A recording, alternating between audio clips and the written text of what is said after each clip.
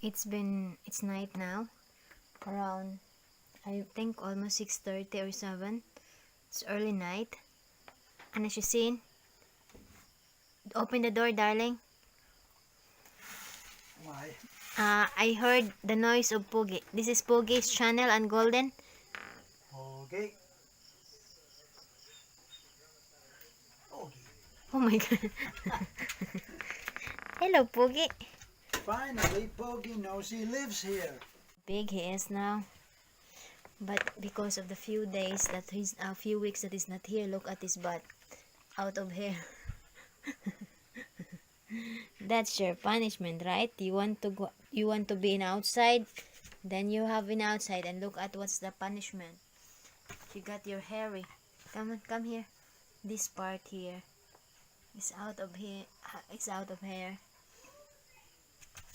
And Nana is calling him now. He knows his name. He's going out already? Yeah, cause Nana calling him to feed. Oh, what? When?